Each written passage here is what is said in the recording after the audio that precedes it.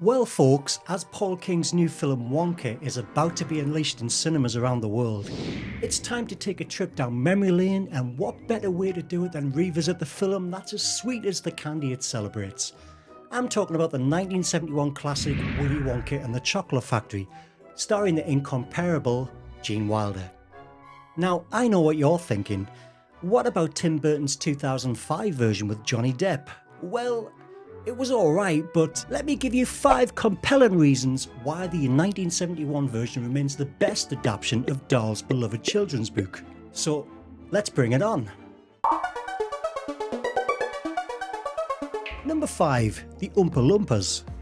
These little guys are the backbone of Wonka's factory, and the 1971 version does them justice in a way that's both whimsical and a tad eerie.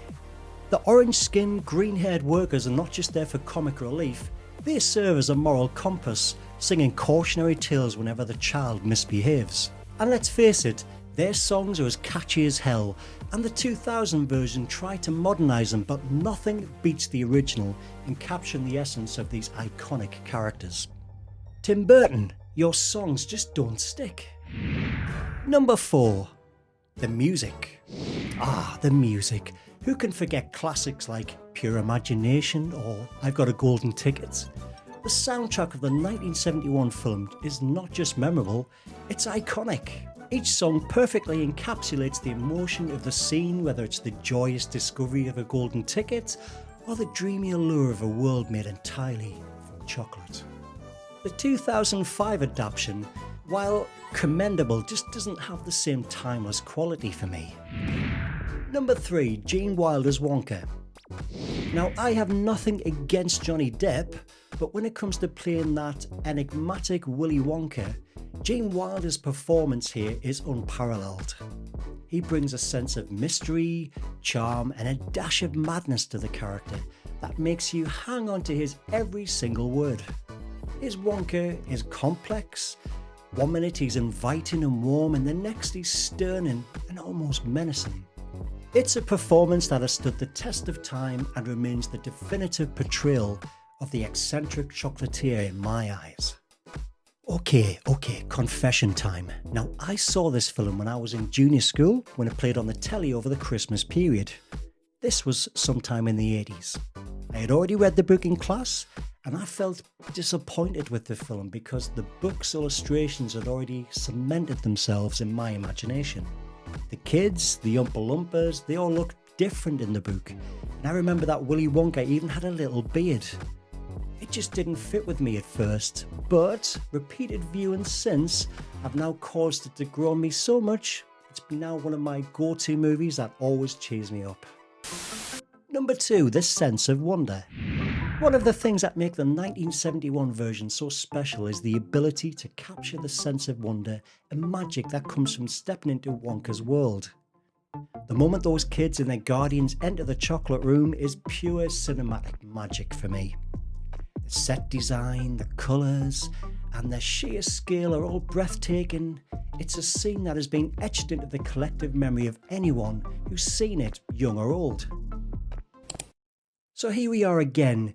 You know the drill now, right? So before we head to the number 1 reason, let's look at a few scrumdiddlyumptious things that you may not know about the 1971 adaptation. We might love the film, but Roald Dahl hated it. He found Gene Wilder pretentious and the music score sappy and sentimental. He wanted Spike Milligan or Peter Sellers for the role. Imagine if that had come off. Did you know that the chocolate river was actually made of real chocolate, water and cream? It spoiled fairly quickly and left a terrible smell. Did you know Gene Wilder said he would make the film under one condition? He wanted to do a somersault in the scene when he first meets the children. When asked why, the actor said that having Willy Wonka start out limping and then end up doing some somersault would set the tone for the character he wanted to portray. He wanted someone whose actions were completely unpredictable. His request was granted. Did you know the movie was shot in Munich, Germany, but the producers had to go outside of Germany to recruit enough little people to play the Oompa Loompas? Many of the people cast as Oompa Loompas did not speak English fluently, if at all, and this is why some appear not to know the words of the songs during the musical numbers. And here's a few funky facts about the kids themselves. Peter Ostrom, who played Charlie, made no other movies. He became a veterinarian instead. Denise Nickerson, who played Violet, was considered for the role of Regan McNeil until her parents pulled out of the production due to its graphic, disturbing content. She also auditioned to play Princess Leia. However, Julie Dawn Cole, who played Veruca, remains the only one from the Wonka kids who is still acting today. Right, I'm back, so let's get in the glass elevator and back to the factory and find out the number one reason why Willy Wonka and the Chocolate Factory reigns supreme. Number 1. Is it closer to the source material?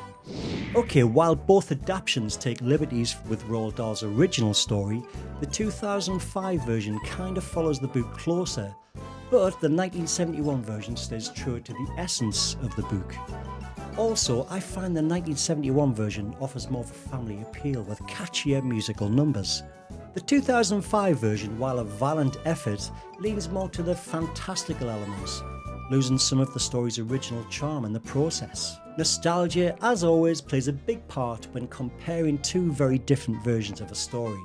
So in the end, it's up to you, the viewer, and your own experience to decide which did it best. But in my heart, you can't beat this version. But do you agree? Why not let me know in the comments below what you think? But I must admit, I'm very much looking forward to the new film. In fact, I can't wait. So there you have it, folks, 5 solid reasons why the 1971 Willy Wonka and the Chocolate Factory is the best adaptation of Roald Dahl's masterpiece. If you haven't seen it in a while, it's high time you treated yourself to another viewing. And if you haven't seen it, well, you're in for a scrumptious treat. Thank you for watching, and as always, if you like my content, why not give me a like, a subscribe, and even share this video. And join me next week for another subscriber recommendation as we look at Doctor Who and the Daleks. So maybe I'll see you next week. So until then, hasta la vista.